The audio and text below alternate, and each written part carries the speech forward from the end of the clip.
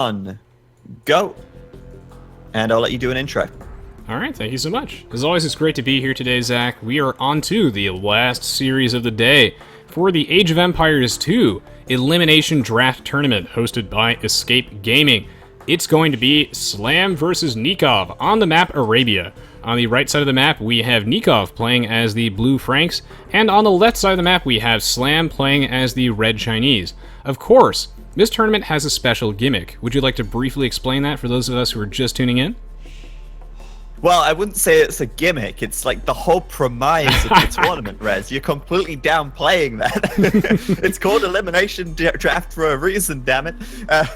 But no, you basically, Rez is referring to the fact that every single game that is played, the players will ban 4 civilizations for their opponents, and then they will pick 1 civilization. That means that in total, each game, 5 civilizations are either picked or banned. And those civilizations are then eliminated from each player's civilization pool. Now, since with the new expansions, the African Kingdoms, the Rise of the Rajas, the Forgotten Empires, there is a total of 31 civs in the game.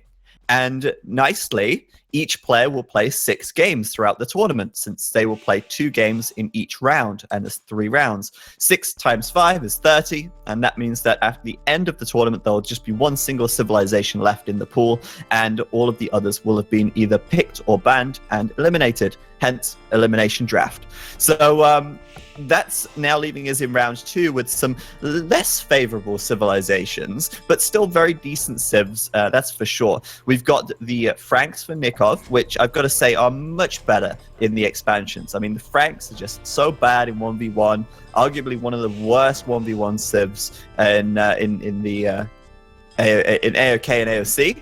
But now in the expansions, they certainly are a little bit more promising thanks to some of the buffs which they have received. And then, of course, the Chinese, which we know are pretty versatile civ, and probably going to have potentially have a small edge in this one.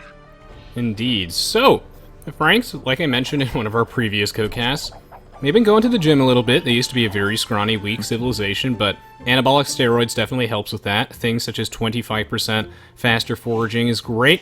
The fact that their 20% extra Knight HP now applies to all cavalry units gives them a respectable scout rush. Before, it was not nearly as good, because they, of course, are missing bloodlines.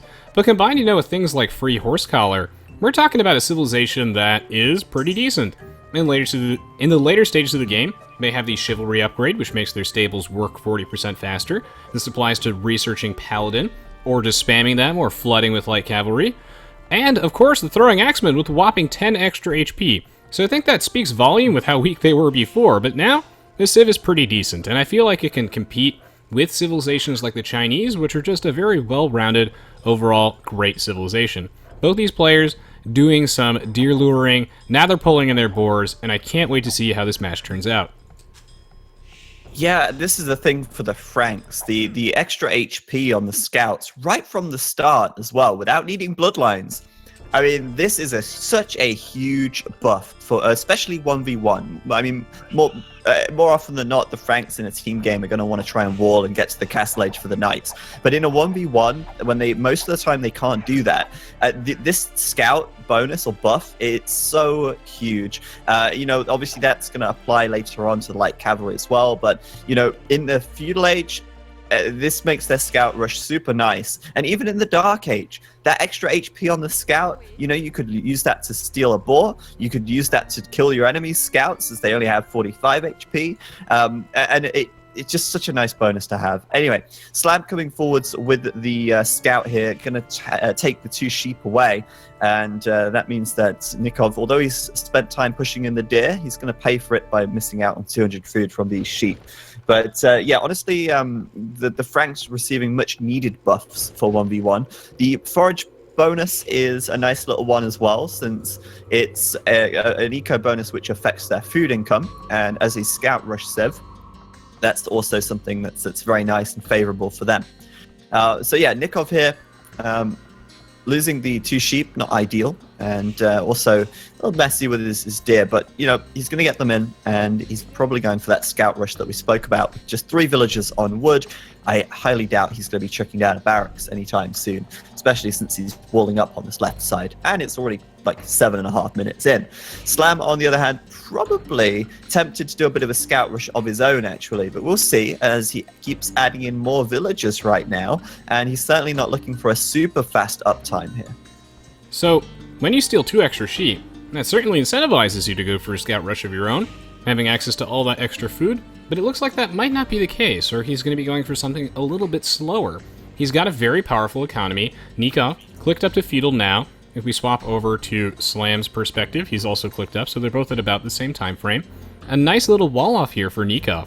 We haven't had too much of a chance to talk about their maps, but the way that Nikov's lumber camp at the back is oriented, you know, it is really only vulnerable to watchtowers, but besides that, safe from archers. Same thing with his wood at the front. He does have his gold, though, at the top, and that's really going to be a point of contention this game. Meanwhile, Slam, with an excellent map. He's, of course, been taking a page from the Viper's playbook. 2 goals. Super duper safe. A map that is nice and easy to wall. A stone that even protects his lumber camp. So Slam, in a great position here. Gonna open up with the barracks. I don't think he's gonna do anything with this immediately. No drush from him. He just wants to wall up at the front. Meanwhile, Nicov has yet to reveal his hand, but I always assume that the scouts are coming unless they prove otherwise. Yeah, I mean, if it's not an early barracks, it's definitely going to be the scouts. I mean, what else are you going to do as the Franks here? But I'm interested by Slam's play because, okay, he's walled up basically completely now. He's got up on 24 population, so it's not your kind of typical fast castle build-up. And he's not sent any villagers over to gold either, so it looks like he'll hit feudal, and then he's not going to follow it up with immediately going up to the castle age. Maybe an archery range will come down here, and it's a stable actually. All right, so I thought maybe he'd play a little bit more defensive and you know, add some spears and then make some skirms and transition into archers, but he's actually going to go for a stable back here and play like a more defensive scout rush thing as well. It's kind of interesting. It's a little bit different to what we normally see, and Nicov definitely following the more standard metagame here. Yeah, and I wonder why he's doing this. I feel like part of it is that he just scouted Nikov's base, and then he sees that the main stone is super far forward, the main gold is also exposed, so Slam probably feels like he has a nice little area to harass. In addition to that, though, he actually got Horse Collar and Double Bit Axe really early, which I always recommend unless you're going for a super fast Castle Age. Getting the Horse Collar up before you actually build any farms can be a pretty nice boost to your eco. And meanwhile at home, he's all walled up. He can go for his own sort of defensive scouts, and I don't think he fears the ones from Nicov either. Nicov, though, building a wall up of his own, trying to do the best that he can with the map he was given, and right now, a little bit of a lull in the action while we wait for the scouts to come out. Yeah, I mean, Nikov's actually done quite a big wall off across the front, and he is slowly but surely working on the back as well. It's not the most elegant of walls, but it'll do the job, and it seems like both players are just going to end up skirmishing in the center of the map with the scouts.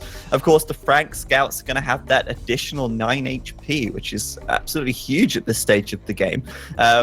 And yeah, I mean, I'm interested to see how that's going to play out for Nicov here. And I wonder if Slam will consider going Bloodlines or not, because I feel like in Slam's position, he could probably get away with playing a little more greedy and perhaps not actually investing too much into the scouts here. But he's actually queuing more scouts out, so it seems like he's set and intent on doing some damage with these guys. Yeah, and we'll have to see how that works out for him. Right now, both players neck and neck, 4 scouts each, but that does favor Nicov with this additional 9 HP. Really critical early on. That could be an extra 3 hits that it requires to actually lose a scout in these early engagements. It's going to come down to some careful control. Of course, the player whose base you're fighting closest to has a slight advantage. They got that. That's where the production is. They could easily get an additional scout and come out on top.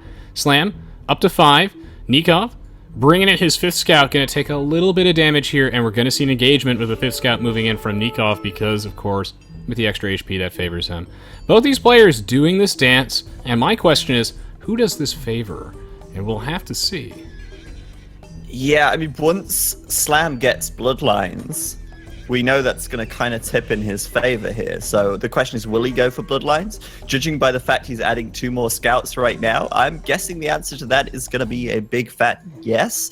He's also moving over 3 villages to gold. He's farming up quite heavily, and as you said, the really nice thing by Slam was to get the horse collar and bit axe before even seeding a farm. That was obviously in part due to the fact he stole 2 sheep from Nicov. The minor things like that are super valuable, and there's the Bloodlines tech coming in. He's waiting until that comes in before taking an engagement, and then of course he will have the superior scouts. So this is a really unusual fight, something we wouldn't normally see this style in AOC. And this is just kind of exclusive to the expansions, I guess, with the Franks having this buff.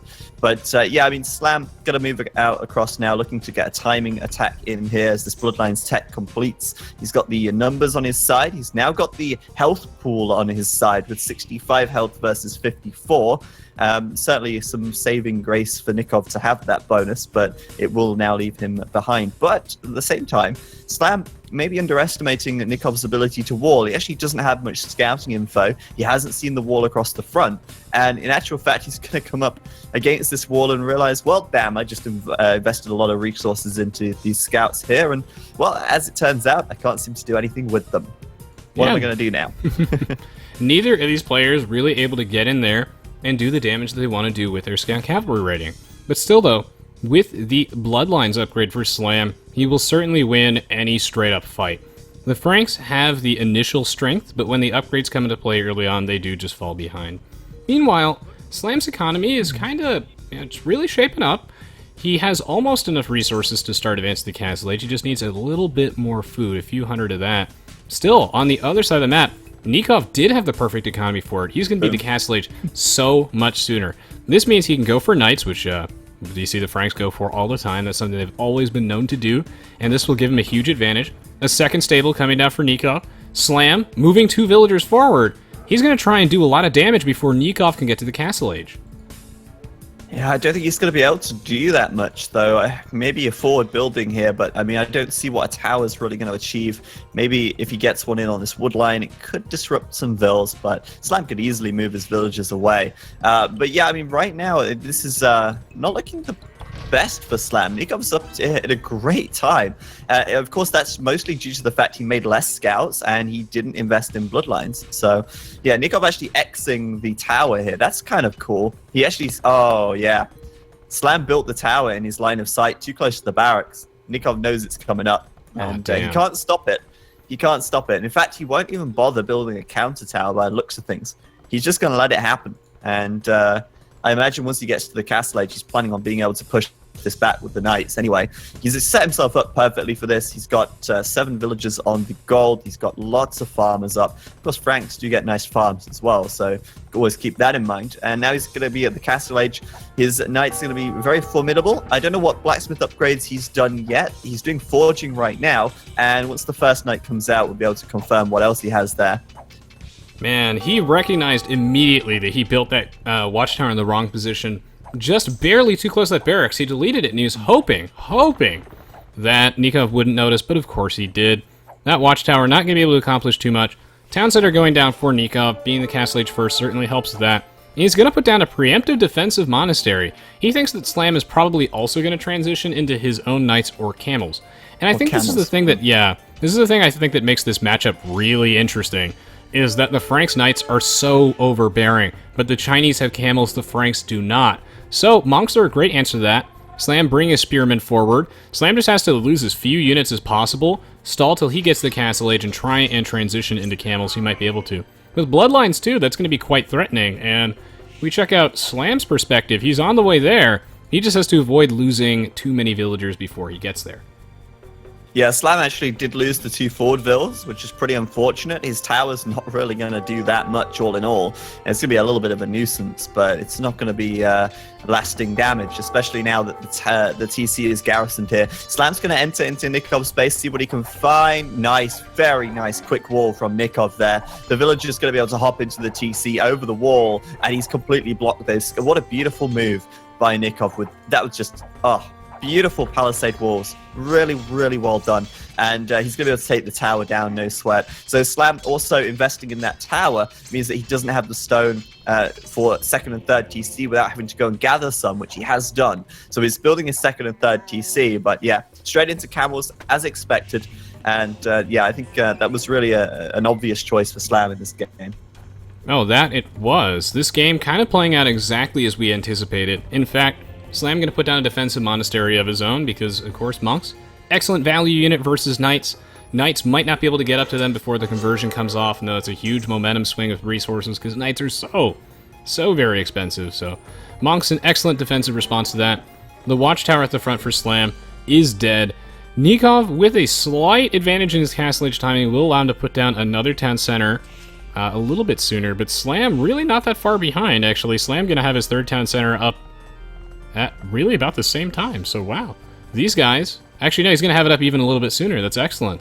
Nicov, though, with +1 attack, he's got +1 defense. We have reached a little bit of a stalemate situation, but the fact that Slam is holding on is really good for him. Yeah, I think the Slams might be a little bit behind in Eco, not by much, but just a small amount. The third TC for Nicov is a little bit later, so yeah, and obviously as well, I think Nicov was a little faster to get the knights out, a little faster to get the monastery up. So overall, I'd give Nicov a small edge here. I mean, the scores give him quite a big edge, actually. I don't know how much that might be to scouting. Wow. Look at Nikov's scouting. Holy crap. He's like 80% of the map right now. That's really impressive. But yeah, so Nicov holding out in the center of the map.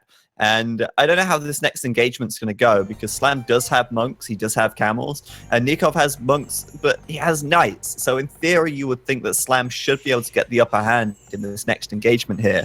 Upgrade-wise, they both have bloodlines, they both got +1/+1. Slam's looking for the right fight now. And you see Nicov going forward with his scouts. He's going to see the camels. Going to go in there. And looks like he's going to go for a run at the monks. Oh, what a great little play. If you can get the monks, that would be great. But It looks like he's going to be able to, not going to be able to do that, sorry. Nice try, though. Yeah, I think that would have been a good play. My thought was you should be really conservative with your scouts because you're going to need them to deal with the monks in a mirror match like this that's full-on cavalry. But he felt like he could get a nice pick-off there. I think that's more dangerous when there are camels floating around, and he almost did it, but Slam controlled his monks and his units quite nicely. Losing those 5 scouts is going to be huge. Slam sees this as a window of opportunity.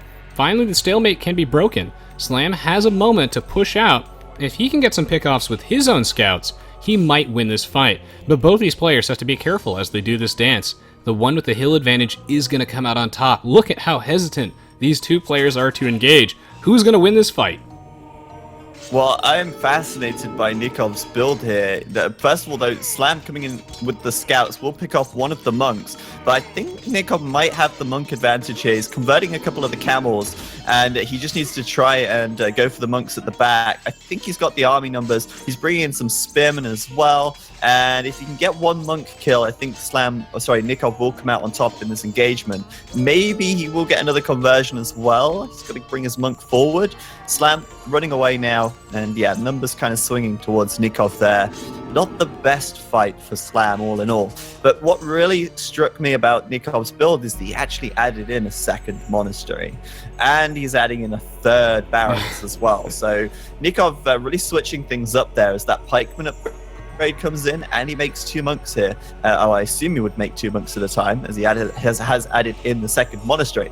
Also, on top of all this, Frank's, of course, cheaper castles. He's going to be going ahead and mining out stone with 7 villagers. Maybe we're going to see like a forward castle drop here as well. And Nicov playing a pretty typical Franks game for a 1v1, I feel. Monks are very common for Franks. And also, of course, the cheaper castles come into play quite a lot as well. In fact, moving villagers forward now, he might be looking for that castle drop. We'll have to keep our eye on those. There's a lot of villagers coming forward. That fight there was really interesting, and you had to always be careful of controlling your units, and I feel like that one right there was just weaker control for Slam, and Nicov really played that one perfectly. When the conversion comes out, you have to be careful to make sure that you don't have like 7 camels fighting one of your converted ones, and you're actually pressuring the opponent's army too. Yeah. But it didn't really work out that way in practice, and the scouts didn't get to pick off that many of the monks either. They only got 1. The conversions were just not there. And now, Slam looking for an opportunity to re-engage. He will get the first few conversions off. The question is, though, should he be going for the monks or should he be going for the knights? He is going, though, straight for the monks. A couple pikemen coming in there from Nicov. What an excellent counter army. And the camels just getting cleaned up. Having your own camels used against you is such an awful feeling. Again, another fantastic engagement for Nicov. The pikemen in there really swinging things around. And Slam now with that defensive castle. He is building a castle of his own. And I feel like, yeah, I mean, the Chinese can really put up a good fight versus the Franks in the late game. But this Castle Age composition from Nicov is fantastic, putting the monks to really great use. And I was wondering what his monk tech might have been. I don't know if he actually had atonement or anything like that. So I'm not sure if he would have gone for the monk conversions. It seems like he went for the camels instead, and it certainly worked, whatever he did. So, yeah, I mean, he's actually going to be maybe even delaying the castle here as he converts some villagers as well. I like that. 3 villagers going the way of Nicov there. 4 even. Fantastic stuff. That castle, absolutely crucial for Slam as he's completely lost map control now. He has no idea the castle from Nikov's on the front, but a great castle location from him, protecting his forward farms, of course, and also that gold. Man, those monks slowly delaying that castle. I feel like if Slam can get to the Imperial Age, he can totally go toe-to-toe with the Franks, like you said. I love the Chinese broad, wide-open tech tree. The Franks don't really have that benefit. The Franks are just... They're known, of course, for their Paladin spam, and in a 1v1, that can be a lot weaker because it's a huge toll on your economy. It's super expensive, the mobility matters a bit less, and gold is, of course, a finite resource. Nicov, with just a commanding military lead right now, I feel like he had not only the superior control, but he just made excellent units. You'd think the camels would be good enough, and they almost were, but not quite. Now, Nicov on his way to the Imperial Age. Is Slam close behind? The answer is yes. He hasn't actually clicked up yet. He's going to put down a market to try and rebalance his economy. I feel like if the game goes late and he can transition to Chuko News, he's in good shape. But he, right now, has to survive.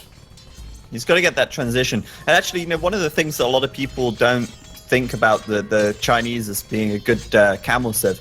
Chinese actually have fully upgraded camels. They get all the defense, all the attack. They get heavy camel. They get bloodlines. They get obviously husbandry. So and of course, yeah, I said bloodlines already. So the camels are actually really strong, and this is really nice against a Frank opponent who's likely to be making a lot of knights, maybe cavalier.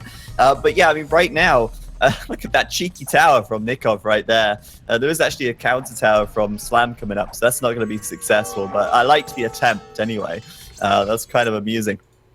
But yeah, Slam just trying to hold out, and he is going into the Chuko Nu right now. We're probably not going to see the heavy camel. I think the Chuko Nu will be the better unit for now anyway, just because of the army composition from Nicov. Yeah, I'm going to have to agree with you there. I feel like this is also a fairly nicely placed defensive castle in that it protects all the farms. But on the flip side, it is so vulnerable to being trebbed on the low ground there. And Nicov going to get to the Imperial Age first. We see time and time again how important that is, getting the first few trebuchets out to break that stall. It's one of the safest ways to remove an enemy castle. Nicov going to convert a house. Or he's settling around his own house, right? He's got the watchtower, yeah. Okay. He's got the watchtower, a university coming down from Slam. I think he's looking for ballistics. And right now he just needs to stall. Nicov will get out the first treb, and that's going to be really awful for Slam. All of his castles are so vulnerable. Yeah, it does seem, though, like Nikov's going quite heavy into the knights here. I mean, as the Franks, really, what else do you do? I mean, he's kind of got no real choices but to go quite heavy into the heavy cavalry. The thing is, Chinese actually deal with heavy cavalry very well. Chuko Nu are great at dealing with you know, tanky units. Just the amount of arrows they fire, they shred through siege rams or siege in general. They really do a great job versus heavy cavalry. Plus, of course, the camels, which we spoke about already. Now, Slam is super fortunate in that, although he's really boxed in, I mean, he's got less than maybe 1/8 of the map here. It's ridiculous how little space he's got to build. But he's fortunate in the fact he has all of the crucial resources back here. 2 main or big gold piles, a decent wood line for now, and while he chops that away, he'll obviously free up more space as well. I'm surprised he didn't go grab the relic at the back. There's no harm in doing that. But yeah, I mean, he's super constricted in here. I like the forward market from Nicov, bringing trade to his enemy here. But yeah, I mean, it's just... Actually, why did he build that market there? He actually doesn't have a market yet. So there you go. first market of the game for Nicov. So, I'm really glad that you pointed out the map discrepancy, because that's what's really keeping Slam in the game.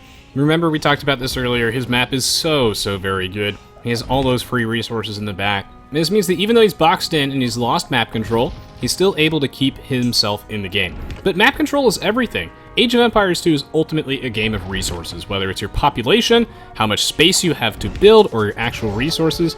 Nicov able to mine some gold on the top side of the map for free.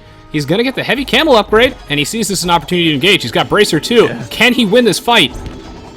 Man, I was surprised to see heavy camel so quickly, actually. But man, those monks at the back from Nicov doing work. Oh, wow. They're getting so many conversions in there. I've got to say that this combination of Chuko Nu and heavy camels is really nice. But the monks at the back are just ruining this for Slam. If the monks weren't there, maybe he'd actually get an edge in that fight. But the monks just are so annoying. You've got to wave your wallows in the air like you just don't care sometimes. And Nicov doing just that, getting so many conversions. I want to see the conversion count at the end, because this hasn't been a game that has gone particularly long yet. And we've seen a lot of conversions already, so very well played to Nicov there.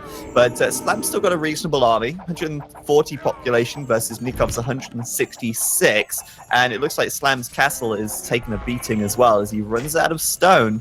And that means no repairs. He has to buy stone. So the really fascinating what thing, this leads to. The really fascinating thing to me is that Slam didn't even train Trebuchet at all.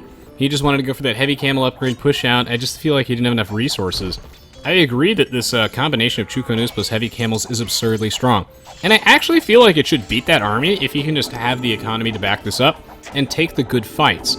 But this is really awkward. It's like a choke point there. There's a castle. He has to deal with the trebuchet pressure on the other side of the tree line. I feel like he has the better army. He just has to take this out. The Chuko Nu is great against trebuchets since they fire 3 shots compared to normal archers. Oh god, this is so dicey. He has to take out that treb. He's actually not going to make any trebs of his own or rely strictly on camels and Chuko Nus. It's such an interesting play. Everything's just kind of falling apart for Slam now as his army just keeps getting converted. Nicov is going on, like, working overtime with these monks. They've got block printing right now as well, so that 12 range, he's getting conversions all over the place, and this is really hurting Slam. He can't afford to just sit here and let his army continually get converted. It's just costing him so much, and he's achieving absolutely nothing right now. The castle, I've got no doubt this is going to go down, as Nicov just needs to hold this. There's literally nothing else that Nicov needs to do other than sit here and just let Slam continue to run at him. Just keep converting these units. No problem whatsoever. Well, they're saying that the Chuko Nu is starting to move forward a bit more now. But yeah, there you go. Nicov bringing in the Cavalier. And the castle's going to fall. He's got no stone. He can't afford to buy another 100 stone. And now it's Paladin for Nicov. Oh, there you go. That's the timing you wanted to see. The Paladin coming in. And the GG from Slam. I really liked Slam's army comp. I feel like he had the superior one there, but he couldn't get the elite Chuko Nu, which I think is crucial in this matchup. Being able to fire 5 arrows instead of 3 versus these high pierce armor units is great. I love the heavy camels, but ultimately though, it was those monks from Nicov, I feel like, that made a huge difference. They were healing the paladins, keeping their health up, getting all these conversions, like you said, working overtime, and Slam just couldn't keep his castle alive. He was boxing his base for so long. As a result, Nicov comes out on top. What a great game. Nicov had a really nice game there. That was a really good play from him. I mean, I think Slam might have made a couple of mistakes. I think he went too heavy into the scouts in the feudal age without having the information of Nikov's map. Probably overinvested into them, and that maybe set him behind a little bit going up to the castle age and on his economy. And it no doubt did cause him to lose a bit of map control once Nicov hit the castle age faster. And I think really that game was, it wasn't necessarily won on the fact that Nicov had the map control, but it just added a huge obstacle to Slam in the fact that he wasn't able to break out of this base, and he was eventually going to slowly and surely get starved out. Plus the fact he just couldn't take a nice fight against this these forward castles from Nicov and the monks. The monks just did so much. Just very quickly check the military stats to see the conversions, and there was 38 conversions for Nicov there. That's really valuable when the largest army of Slam was 38. Very nice. One moment, I have to tell my roommates to keep it down. But yes, that was a great game between both players. Definitely digging the monks there, and I can't wait to see the next game. Yeah, Nicov had a really nice game. He actually captured the relics as well. Had a bit of extra relic gold, 30 extra villagers, nice. And I mean, I just want to bring the attention to the units again, because look at this. I mean, Nicov here, 38 conversions. That's over half of the amount of units that Slam actually killed that game. And it really messes with the scoreboard, because Slam both killed the most and lost the most. But which is not technically possible in a 1v1 without the conversions. But we're going to throw it to Nupford now for his analysis.